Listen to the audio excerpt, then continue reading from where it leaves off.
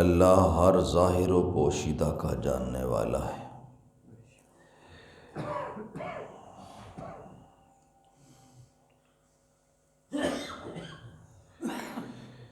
کچھ چیزیں ظاہر ہوتی ہیں اور کچھ پوشیدہ ہوتی ہیں، کچھ ہمارے اعمال ظاہر ہیں اور کچھ پوشیدہ ہیں۔ ظاہری اعمال ہم نے نماز پڑھ لی، سجدہ کیا، قیام کیا، رکوع کیا، اس کے پیچھے ایک پوشیدہ عمل ہے، وہ ہماری نیت ہے، ہم کس لیے آئے، اپنے پروردگار کی رحمت کا ڈیرا سمجھ کے آئے یا فقط وقت گزاری کے لیے یا واہ کے لیے آئے، یا محلے میں مشہور ہونے کے لیے آئے، یا علاقے میں اپنی دھاک بٹھانے آئے۔ یہ نیت ہمارا ایک پشت خفیہ اور پوشیدہ عمل ہے، اور میرا مالک فرماتا ہے میں تمہاری نیت سے بھی واقف ہوں، تم کس نیت سے آئے ہو۔ اس کے پیچھے ایک اور پوشیدہ عمل بھی ہے۔ دیکھیں، میں اور آپ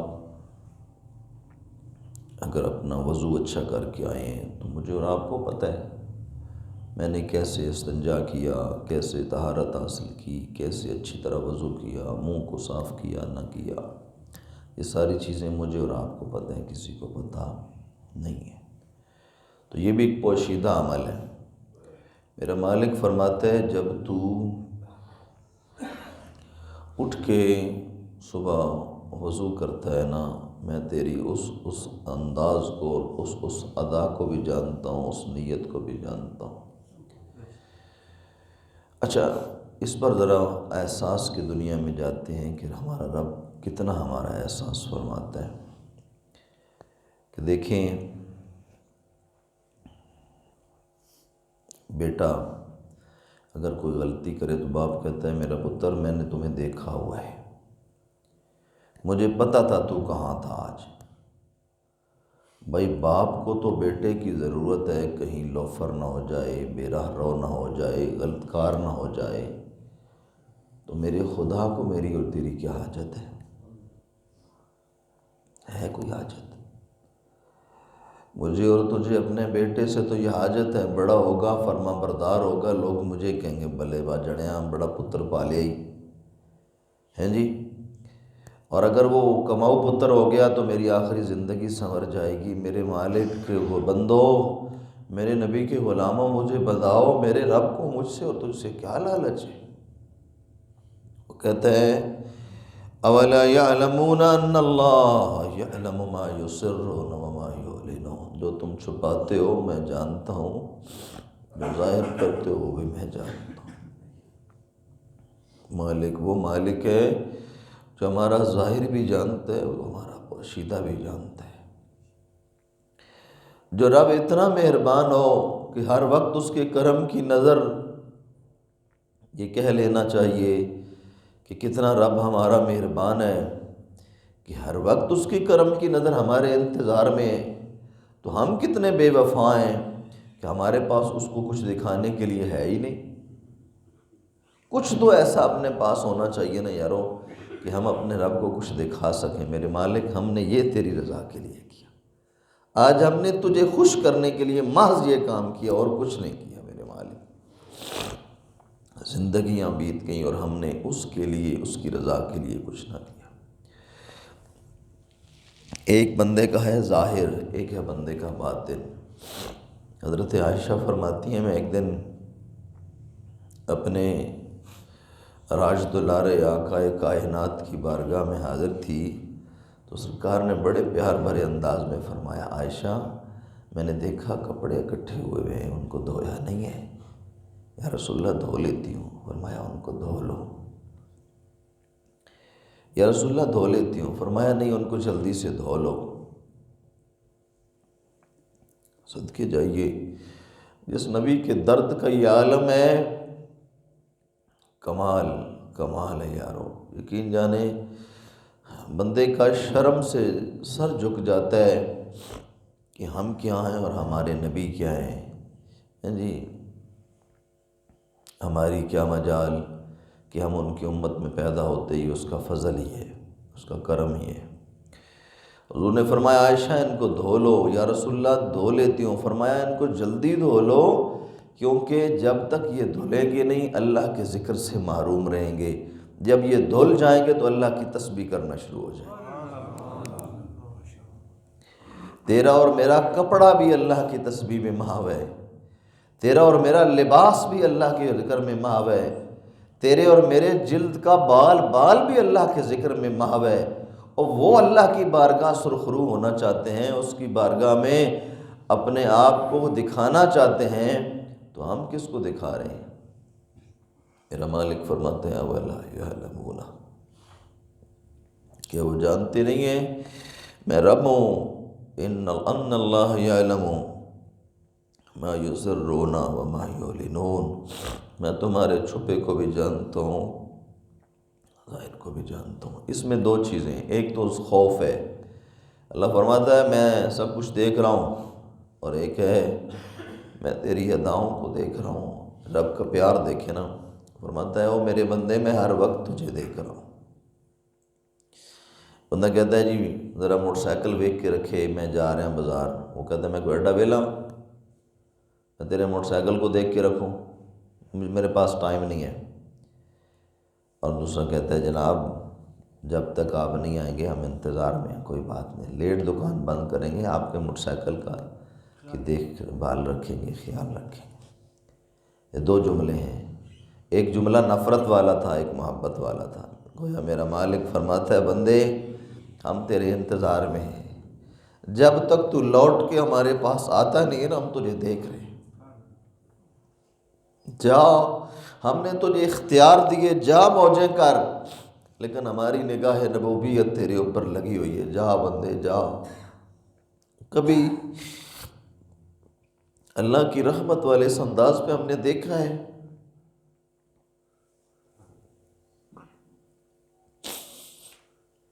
یقین جانے معاشرے کی برائیوں میں ہم گھیری چکے ہیں، اور لگتا ہے کہ برائی کرتے ہی ہم کوئی نہیں، ہم جیسا تو پاک ہی کوئی نہیں ہے، نیک ہی کوئی نہیں ہے۔ ہم نے کبھی برائی کو برائی جانا ہی نہیں ہے، سمجھا ہی نہیں ہے، اور پھر اللہ معاف کرے کہ ہر بات کا دکھلاوا، ہر بات کا دکھلاوا۔ اللہ کریم محفوظ کر لے اپنے محبوب کا صدقہ۔ اللہ اکبر۔ حضور کی غلاموں، اگر تن پاک نہ ہو، حدیث پاک سے یہ ثابت ہے کہ اگر تن پاک نہ ہو تو اس کی عبادت میں کمی آ جاتی ہے، جسم پاک نہ ہو تو جسم کا رواں رواں عبادت کرنا چھوڑ دیتا ہے، یعنی اسے بھی پتہ ہے کہ رب کا حیا کرنا ہے، اب یہ وقت اللہ کے ذکر کا نہیں ہے۔ اور اگر کپڑے پاک نہ ہوں تو بروئے حدیث از روئے حدیث کپڑے ذکر کرنا چھوڑ دیتے ہیں۔ مجھے بتائیں جس بندے کا دل پاک نہیں ہے وہ اس کا ذکر کہاں کر رہے ہو؟ اللہ اکبر۔ حضور کے غلاموں، میرا رب تو اتنا کریم ہے، اتنا کریم ہے، اتنا کریم ہے کہ رحمت کونین صلی اللہ تعالیٰ علیہ وسلم ارشاد فرماتے ہیں میرے غلاموں کسی کی نیکی کو دیکھ کر اس پر حسد نہ کیا کرو، تمہارا حسد تمہاری نیکیاں کھا جاتا ہے، تمہاری ہی نیکیاں کھا جاتا ہے۔ یا رسول اللہ پھر کیا کیا کریں؟ فرمایا رش کیا کرو، تمہاری نیکی بھی سلامت رہے گی، اللہ اس اگلے کی نعمت کو بھی سلامت رکھے گا، اور جب تم رش کرو گے تو اللہ کسی کی نعمت کی خیر مانگنے کے بدلے تمہاری نعمتوں کو بھی سلامت رکھے گا۔ منگ کسی دی خیر جے آوی گھر وچ خیر ہے جی، کسی کی دیکھیں نا ہماری مائیں بہنیں بیٹیاں، ہمارے بزرگ، ہماری بڑی مائیں کہتی تھیں لوگ پترا لوگاں دی خیر منگیا کر، یا اللہ ہر کہیں دی خیر ہوا، کہیں دے صدقے میرے پترا نے بھی خیر ہوئے، کہتی تھی نا۔ یہ وہ انداز ہے، یہ میرے رب کی عنایت کا انداز ہے جو اس نے ہماری ماؤں کی دعاؤں میں صدیوں پہلے رکھا ہوا ہے جی۔ اللہ اکبر۔ اس لیے حضور کے غلاموں حسد کی دنیا سے باہر آ کے جب بھی کسی کو کوئی چیز اچھی لگے نا تو اس کے لیے دعا کیا کریں، یا اللہ اس کو سلامت رکھ، اسے دوام عطا فرما، اسے برکتیں عطا کر۔ پھر کیا ہوگا؟ آپ کی دعا کے صدقے اللہ کیا فضل کرے گا؟ اس کی تو نعمت کو اللہ نے برقرار رکھنا ہی رکھنا ہے، کیونکہ اس کا کرم ہے جو اس کے اوپر، اللہ اس کے بدلے، اس دعا کے بدلے اللہ وہ نعمت آپ کو بھی عطا کر دے گا۔ یہ مطلق حدیث ہے۔ نبی پاک علیہ الصلوۃ والسلام کی بارگاہ میں ایک صحابی حاضر ہوئے، عرض کی یا رسول اللہ ہمارے پاس مال تھوڑا ہے اور کچھ صحابہ ایسے ہیں جن کے پاس مال زیادہ ہے، جب وہ راہ خدا پہ خرچ کرتے ہیں تو ان کے پاس تو بہت زیادہ مال ہے، ان کو نیکیاں بڑی ملتی ہیں، تو ہمارے پاس تو نیکیاں تھوڑی ہیں۔ آپ دیکھیں نا، فکر نیکیوں کا ہے، فکر مال کی کثرت کا نہیں ہے، نیکیوں کا ہے۔ تو نبی پاک علیہ الصلوۃ والسلام نے ارشاد فرمایا میرے غلاموں تم ان کے لیے دعا کیا کرو، اللہ تعالیٰ انہیں برکت عطا فرمائے۔ جب تمہاری دعا تمہارے ہونٹوں سے باہر نکلے گی نا اور ان کے لیے کرم بن کے برسات بنے گی تو اللہ اس کے بدلے میں وہ نعمت تمہیں بھی عطا کر دے گا۔ اس لیے حسد کے بجائے رشک کرنا چاہیے۔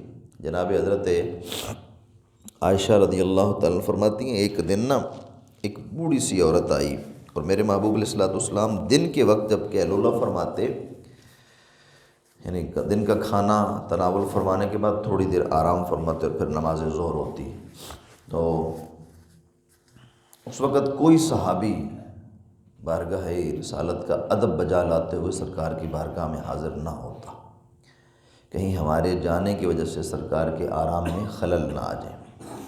حالانکہ میرے محبوب علیہ الصلوۃ والسلام نے فرمایا میرے غلاموں میری آنکھیں سوتی ہیں، میرا دل نہیں سوتا، میرا دل نہیں سوتا، جبکہ ہمارا تو دل بھی سوتا ہے نا، ہمارا تو جو کچھ بھی ہو جائے ہمیں پتہ ہی نہیں ہوتا۔ اللہ اکبر۔ نبی پاک علیہ الصلوۃ والسلام نے دیکھا کہ وہ عورت جو ہے قیلولے کے وقت آ گئی ہے، ایک بوڑھی عورت ہے وہ آ گئی ہے، اور نبی پاک علیہ الصلوۃ والسلام سے باتیں شروع ہو گئی، کرتی رہی باتیں، کرتی رہی حتیٰ کہ وقت ظہر ہو گیا۔ ظہر کے لیے نبی پاک علیہ الصلوۃ والسلام تشریف لے گئے۔ جب واپس آئے تو جناب عائشہ رضی اللہ عنہا عرض کی یا رسول اللہ میں ایک گزارش کرنا چاہتی ہوں۔ فرمایا بولیے کیا کہنا چاہتی ہیں؟ عرض کی یا رسول اللہ آپ آگے اس وقت آرام فرماتے تھے اور کوئی بندہ یہاں آتا نہیں تھا، یہ عورت کون ہے کہ جس کی وجہ سے آپ نے اتنا وقت گزار دیا اس بوڑھی عورت کے پاس، آپ بیٹھے رہے اس کی باتیں سنتے رہے۔ فرمایا یہ میری پہلی بیوی خدیجہ کی سہیلی ہے، تو میں اس خدیجہ کی سہیلی کا عہد پورا کرتا ہوں، ان العہد کان مسئولا۔ میرا رب فرماتا ہے سب سے بہترین وہی شخص ہے جو اپنے عہد کو پورا کرتا ہے، اپنے تعلق کو نبھاتا ہے، اور تعلق کے متعلق کل قیامت والے دن پوچھا جائے گا۔ تو نبی پاک علیہ الصلوۃ والسلام کی ادائے دل نواز نے حضرت عائشہ رضی اللہ تعالیٰ کو یہ لفظ بولنے پر مجبور کر دیا، یا اللہ جناب حضرت خدیجۃ الکبریٰ کے درجات کو بلند فرما، کہ کتنی عظیم عورت تھی کہ ان کے جانے کے بعد بھی امام الانبیاء و امام الرسول کائنات کے آقا آج بھی ان پر رشک کرتے ہیں۔ تو یہ جملے جو رشک والے ہیں نا انسان کی زندگی سنوار دیتے ہیں۔ یہ حسد والی بیماری دل سے نکالیں، یہ بہت گندا ذلیل قسم کا زہر ہے اور انتہائی بدترین کینسر ہے جو ہماری زندگی کی نیکیوں کو بھی کھا رہا ہے، ہمارے اخلاق کی خوشبو کو جلا رہا ہے۔ دیکھیں نا جب آپ کسی کے گھر کے پاس سے گزرتے ہیں کہتے ہیں اللہ تعالیٰ مزید برکتیں دے جی، کسی کا حسن و جمال دیکھتے ہیں اللہ کہتا ہے جی، آپ اسے اللہ سے دعا کرتے ہیں یا اللہ اس کو مزید خوبصورت بنا، اس کا اخلاق اچھا بنا، جس سے اس کو صورت دی ہے اس کا اخلاق بھی بنا۔ جب کسی کے اچھے کاروبار سے گزرتے ہیں تو وہاں سے گزرتے ہوئے دعا کریں یا اللہ اس کو اور برکتیں عطا فرما، اس کو محفوظ فرما، اس کی حفاظت فرما۔ تو پھر کیا ہے، آپ دعا نہیں دیتے جا رہے بلکہ اپنے لیے نعمتوں کو رب سے پورا کرواتے جا رہے ہیں، اپنے اوپر رب کی رحمتوں کو نعمتوں کو لازم کرواتے جا رہے ہیں۔ جو لفظ اللہ کی مخلوق کی خیر کے لیے آپ کے منہ سے نکلا اس کی برکت سے آپ کے گھر میں خیر نے ڈیرا لگا لیا۔ اب خیر کو، رحمت کو آپ کے گھر میں آنے کی عادت ہو جائے گی۔ جب آپ کے منہ کو کسی کے لیے رحمت کے جملے نکالنے کی عادت رہے گی نا، تو پھر اللہ کی رحمت کو آپ کے گھر میں ڈیرے ڈالنے کی عادت بن جائے گی۔ دیکھیں نا کہ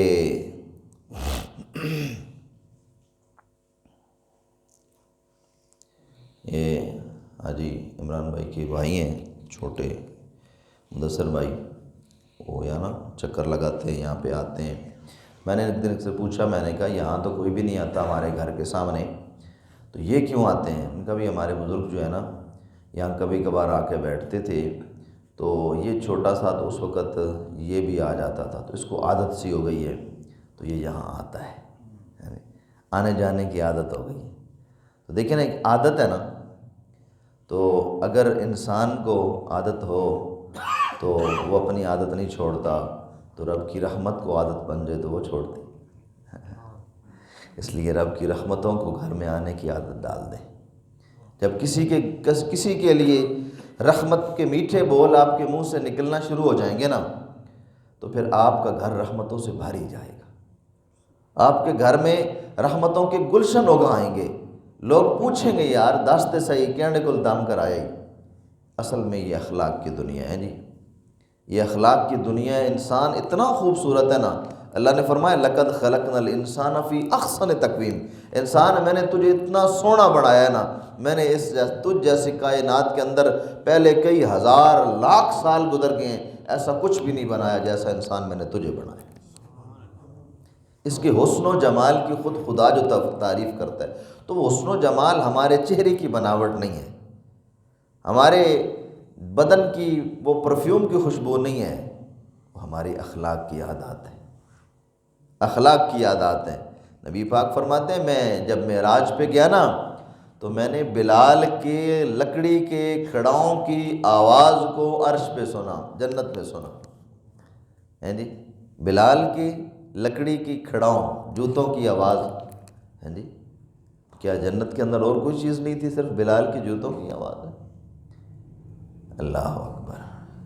پھر وہ نہ چہرے دا رنگ ویکھدا، جے ویکھڑتے آوے تے دل ویکھدا ہے جی۔ اصل بات اس دل کی ہے، یہ دل کی دنیا بدل گئی تو پھر کائنات سنور گئی بابا۔ کچھ بھی نظر نہ آئے، کچھ بھی نظر نہ آئے، لیکن اس دل میں ایسا نور نظر آئے کہ ہر کوئی آپ کو دیکھنے والا آپ پہ رشک کرے، یار کاش ایسی زندگی مل جائے، ایسی زندگی مل جائے۔ اللہ اکبر کبیرہ۔ جناب رسول کائنات صلی اللہ تعالی وسلم نے ارشاد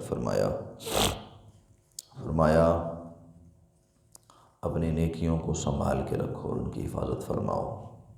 یا رسول اللہ ان کی حفاظت کیسے ہو سکتی ہے؟ فرمایا ان کی حفاظت اس طرح ہوگی کہ جب بھی تم اپنے کسی بھائی سے ملو تو کھلے ماتھے سے ملو، حسد نہ کرو، بغض نہ رکھو۔ تم کسی سے جب بغض نہیں رکھو گے نا، تو میرا مالک تمہاری نیکیوں کو بچا لے گا، اور اگر کسی کا بغض دل میں پالے رکھو گے تو کل قیامت والے دن ندامت کے علاوہ کچھ بھی نہیں ساتھ ہوگا، صرف ندامت، شرمندگی اس کے علاوہ، کیونکہ زندگی آمد برائے بندگی، زندگی بے بندگی، شرمندگی شرمندگی شرمندگی۔ اللہ تعالی ہم سب کو رحمت کونین صلی اللہ تعالی علیہ وسلم کی برکت سے اس زندگی میں شرمندگی سے اور آخرت بھی شرمندگی سے محفوظ کر دے۔ اللہ تعالی ہم سب کو قرآن کا تمسک اور دین کا فہم نصیب فرمائے، آمین بجاہ النبی الکریم۔